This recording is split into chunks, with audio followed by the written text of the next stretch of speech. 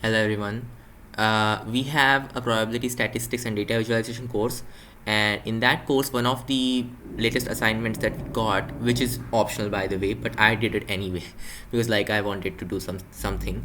So that assignment that had some concepts that were very unknown to all of us. So it involved single value decomposition, and it involved the 2D Fourier transform, the 2D FFT basically, right? So the 2D Fourier transform I did first, and I like understood it kind of, yeah. But then when I did the SVD, so the single value decomposition, that's when I actually understood what the 2D Fourier transform really is doing. So first I'm just going to run this little Python code to give you some context of what I'm talking about. All right, so you have three figures over here. What are these? So we have labeled them. Fine. So first you have z as a function of x and y. So suppose you have a multivariable function which takes two inputs, x and y, and that gives some output.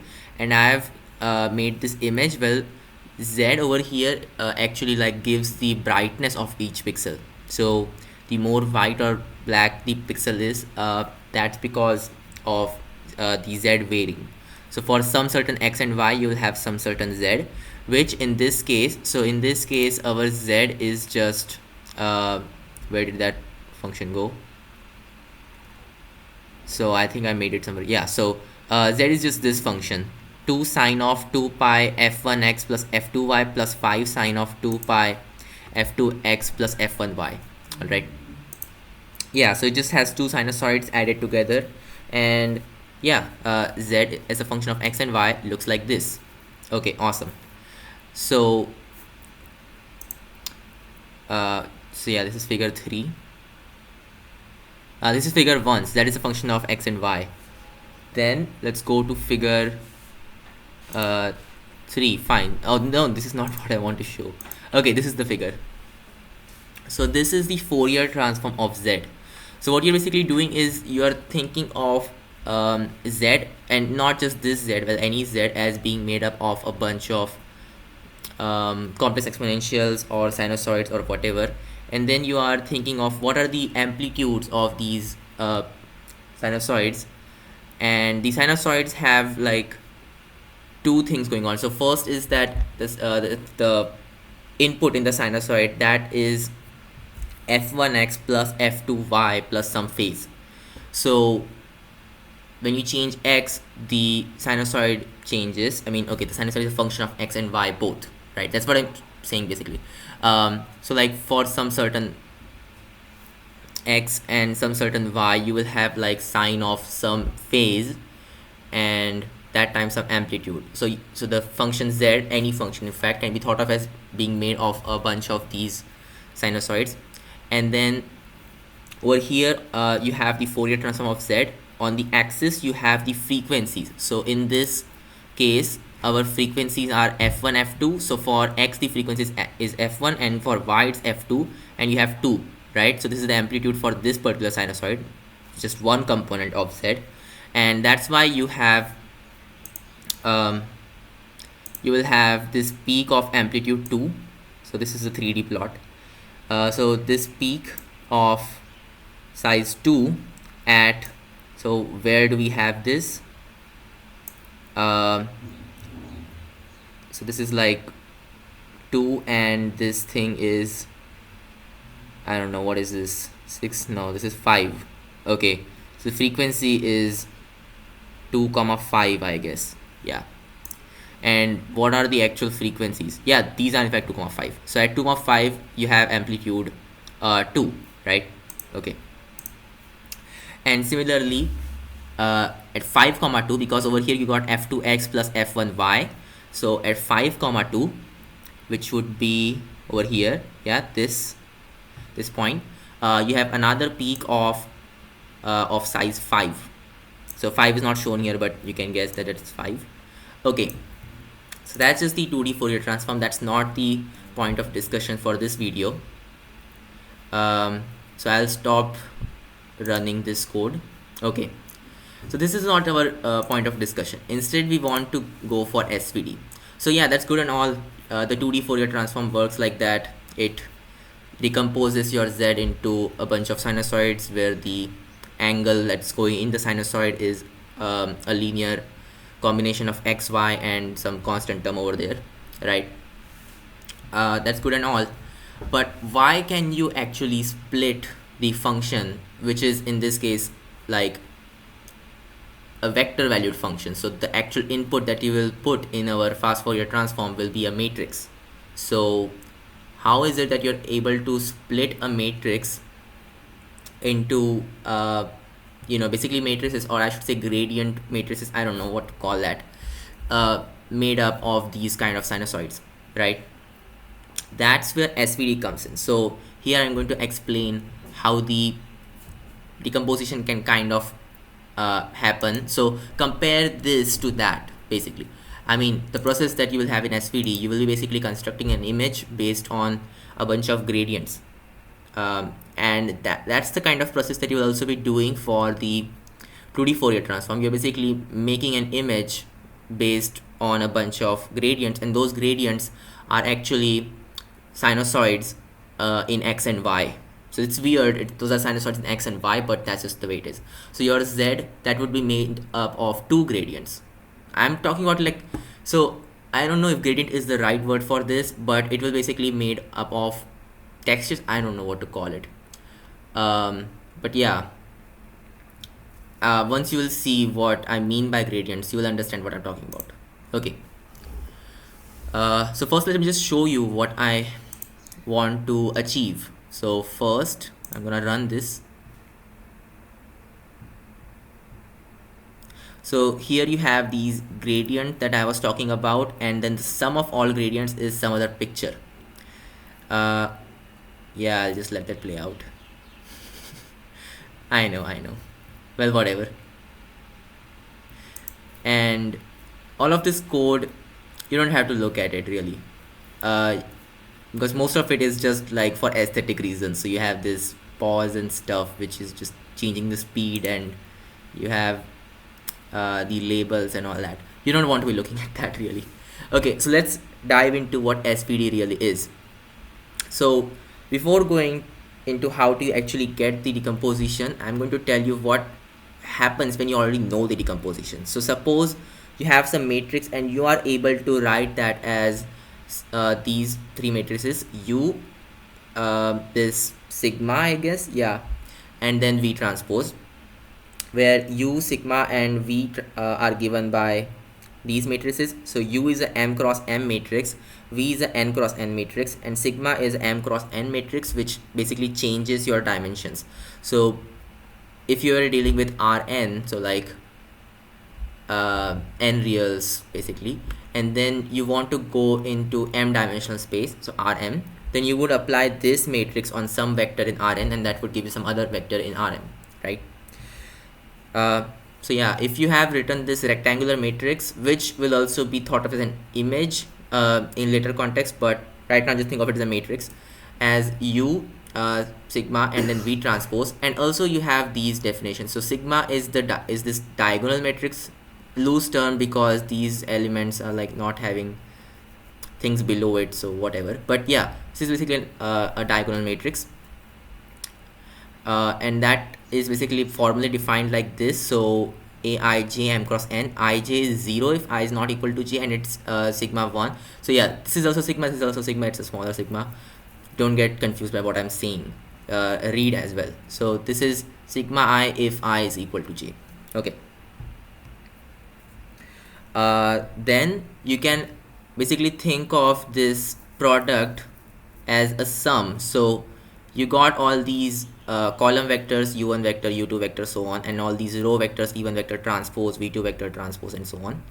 And then you got these sigma values, basically everything else is 0 for this column vector. So when that column vector goes into our first matrix U, I don't know if you can actually see the pointer, I hope I am recording the pointer as well, but anyway, so when the first column vector in our sigma matrix that will go into U, basically it will be picking out the first column vector only. So you just get sigma 1 u1 vector, and then similarly for the second one, it just picks out the second column vector, which is sigma 2 u2 vector, and so on.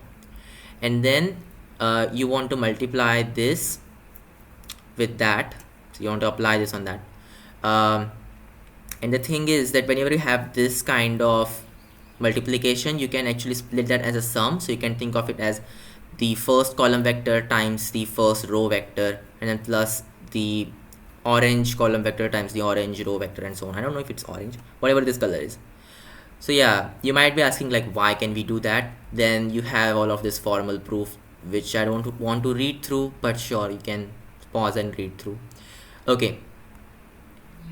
So basically what we get is that you have written this product of 3 matrix thing as a sum, and the terms that you're summing up is just the product of 2 vectors, so 1 column vector and 1 row vector, right?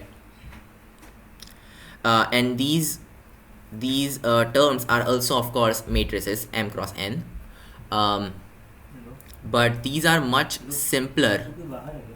When I say these are much simpler, you can basically you can like write them as this product, so just 1 column vector times another row vector. And when you think of these matrices as images, you will realize that these are in fact much simpler, because these are just a bunch of column vectors repeated, except those are scaled for each time that they are repeated, scaled differently. So you know, first you would have like 0 times this column vector, then 1 times the column vector, then maybe 5 times the column vector in the third column, or so on.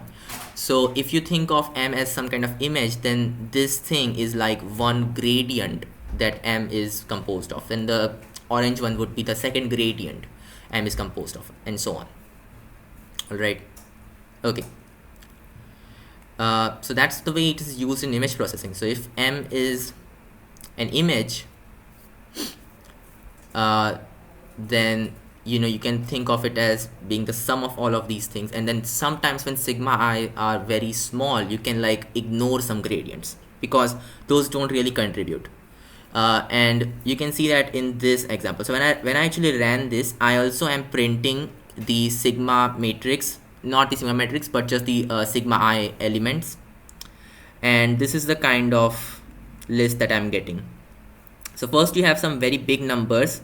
So what NumPy does is that it actually arranges our column vectors and row vectors of U and V transpose, and also the diagonal entries of sigma, such that the sigma diagonal entries go from highest to lowest.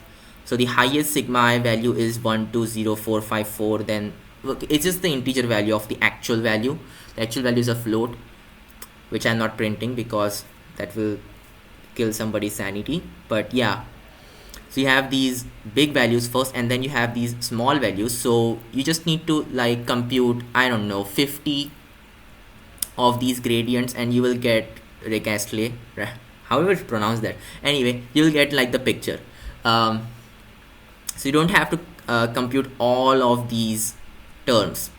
So, and also you have like a bunch of 0 terms which you can like completely ignore, and the picture would still be exact, because come on, those terms are 0, right? Those don't add anything in our sum.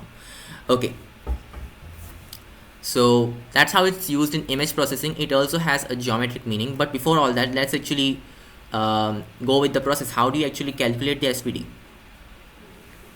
All right, so first you assume that m can be written as U sigma V transpose. Then you think about the m transpose, which is just V sigma transpose U transpose. Oh, also there's another thing going on. U and V are actually orthogonal matrices.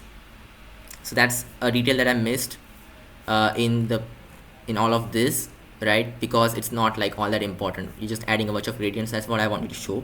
But it should be that U and V transpose are actually orthogonal matrices, and this kind of choice, that's what makes SVD different from you know, the 2D Fourier transform, in which case as well you are in fact just summing up a bunch of gradients. It's just that those gradients are made up of sinusoids, right, of 2 dimensions. I mean, that makes sense, right? Okay, so like sine of f1x plus f2y, something like that. in this case the gradients are made up of these kind of things, you know, the first column vector times the second row vector. Then you might ask, I mean, aren't these like arbitrary, because you could always have, like, you could switch these two and stuff, and it would like work out, right? How do we know that these matrices are unique so that you get only these gradients and not some other gradients, and you could still compose it? So that's where the thing is. So the thing is, like, this choice of the matrices, that that creates a difference between our SVD thing. So the way we are basically splitting it into gradients, that process of splitting it, that is different in SVD and in the 2D Fourier transform, right? So in SVD, you have this restriction that U and V transpose, those must be, and okay, V of course, those must be orthogonal matrices. So that means like U transpose is also U inverse and V transpose is also V inverse. Nice. Of course, we can take the transpose on M. So that would be V sigma transpose U transpose.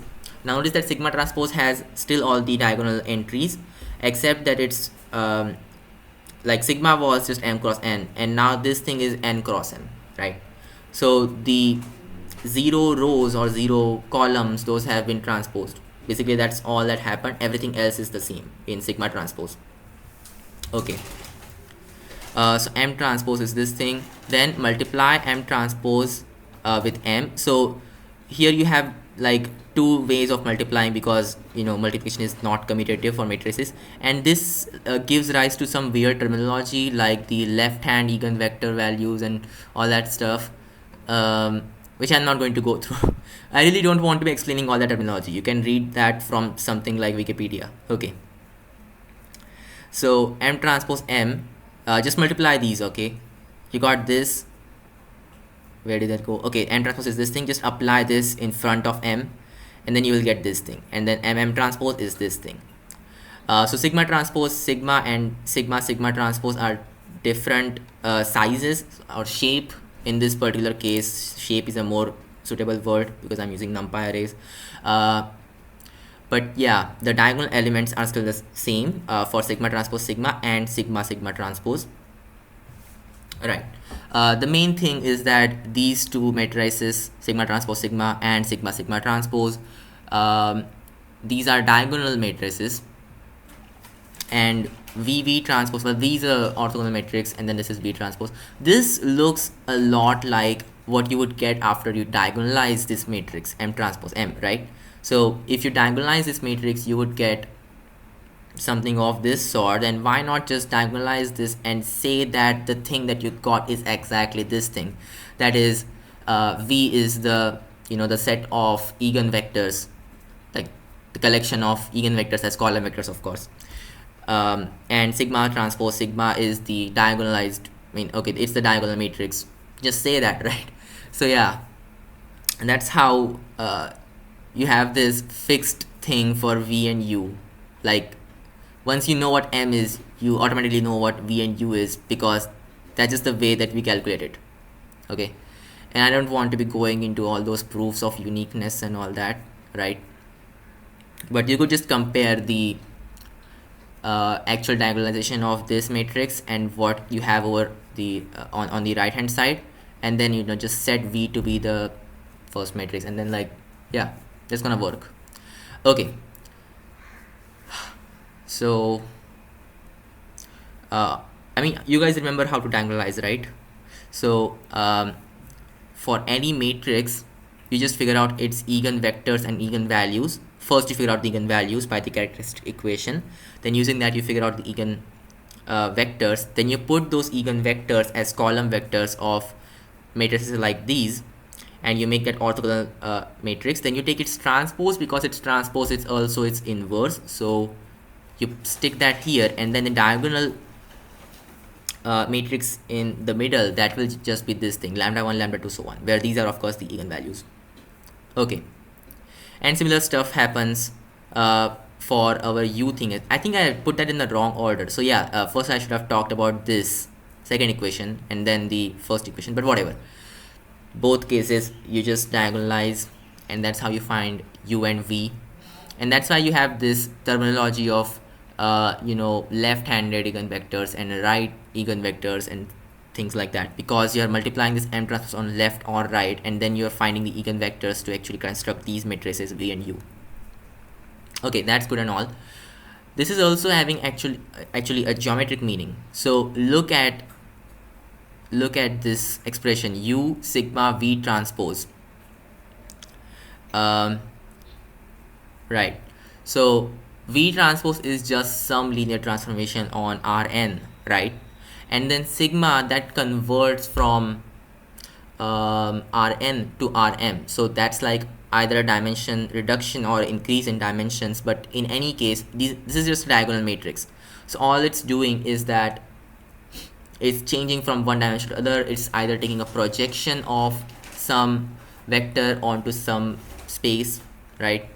Or it's like taking something from, like, I don't know, plane to some certain point in 3 dimensions, stuff like that. That's what sigma is doing. And then you are doing u, so that's another linear transformation on the resultant of sigma v transpose times whatever vector you put in, right?